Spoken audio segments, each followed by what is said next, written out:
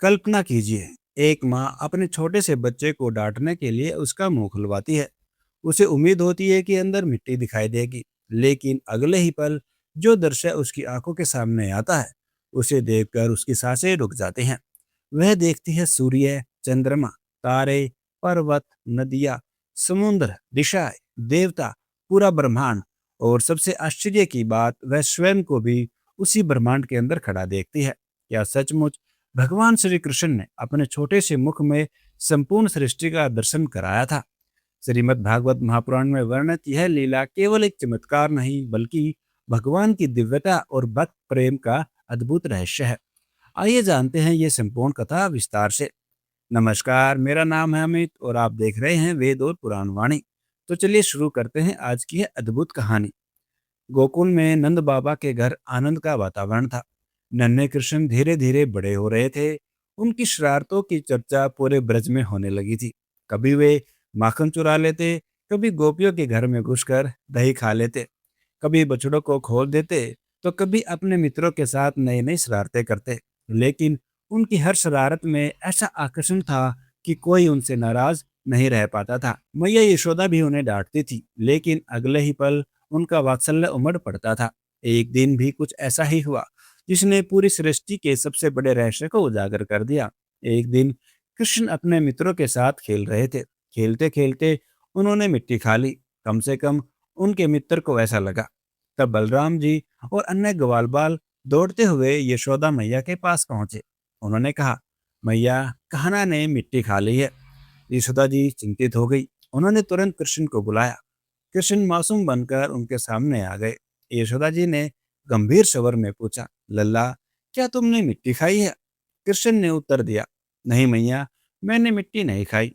उन्होंने आगे कहा, यदि आपको विश्वास नहीं है तो आप स्वयं मेरा मुख देखकर जांच सकते हैं। भगवान की यह बात सुनकर यशोदा जी ने कहा, अच्छा, अपना मुंह खोलो।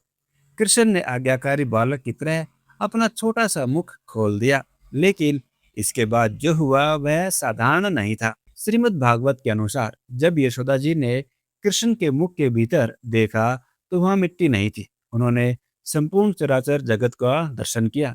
उन्हें आकाश दिखाई दिया, दिशाएं दिखाई दी, सूर्य और चंद्रमा दिखाई दिए, अग्नि, वायु और जल दिखाई दिए, पर्वत, वन, नदियां और समुद्र दिखाई दिए, संपूर्ण ग्रह नक्षत्र दिखाई दिए, देवता दिखाई दिए, समस्त जीव जंतु दिखाई दिए, यहाँ तक कि उन्होंने पूरा ब्रजमंडल भी देखा। गोकुल दिखाई दिया, नंद भवन दिखाई दिया और फिर उन्होंने स्वयं को भी देखा। वह स्वयं कृष्ण के सामने खड़ी थी और कृष्ण का मुख देख रही थी। अर्थात उस मुख के अंदर वही दृश्य फिर से उपस्थित था जो बाहर घटित हो रहा था। यह दृश्य देखकर यशोदा जी विस्मित हो गई। उन्हें समझ नहीं आया कि यह शोपन है, माया है या ईश्वर की कोई अद्भुत शक्ति। यशोदा जी के मन में अनेक विचार आने लगे। उन्होंने सोचा, क्या यह कोई दिव्य दर्शन है? क्या मेरा पुत्र वास्तव में कोई साधारण बालक नहीं है? क्या यह वही परम सत्ता है जिसे वेद खोजते हैं? कुछ क्षणों के लिए उनके हृदय में भगवान की महिमा का अबोध जागृत हो गया। उन्हें अनुभव हुआ कि ये संपूर्ण सृष्टि जिनके अधीन है, वही उनके सामने बालक के रूप में खड़े हैं। लेकिन भगवान श्री कृष्ण का उद्देश्य अपनी माता को ऐश्वर्य दिखाकर दूर करना नहीं था। वे अपनी माँ के प्रेम का आनंद लेना चाहते थे। इसलिए श्रीमद् भागवत बताते हैं कि भगवान ने अपनी योग माया शक्ति का विस्तार किया। योग माया के प्रभाव से यशोदा जी का वह ऐश्वर्य ज्ञान तुरंत समाप्त हो गया।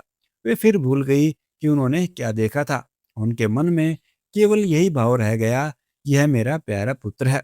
उन्होंने कृष्ण को गोद में उठा लिया और प्रेम से उन्हें चूमने लगी। यही भगवान की सबसे अद्भुत लीला है। यह लीला केवल चमत्कार दिखाने के लिए नहीं थी। यह बताती है कि भगवान अनंत है, पूरा ब्रह्मांड उनके अंदर स्थित है। लेकिन उससे भी बड़ा आश्चर्य यह है कि वह अनंत भगवान अपने भक्तों के प्रेम के सामने स्वयं को छोटा बना लेते हैं।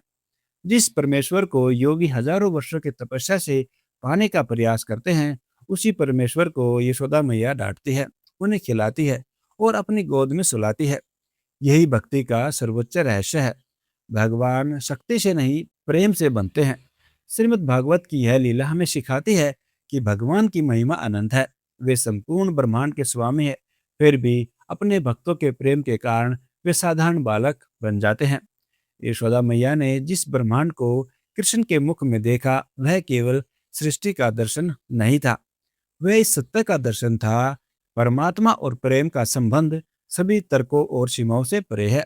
अगर आपको भी श्री कृष्ण की यह दिव्य लीला अद्भुत लगती है तो कमेंट में लिखे जय श्री कृष्ण, और ऐसे ही शास्त्रों पर आधारित सत्य कहानियों के लिए हमारे इस चैनल को सब्सक्राइब करना न भूलें। राधे राधे।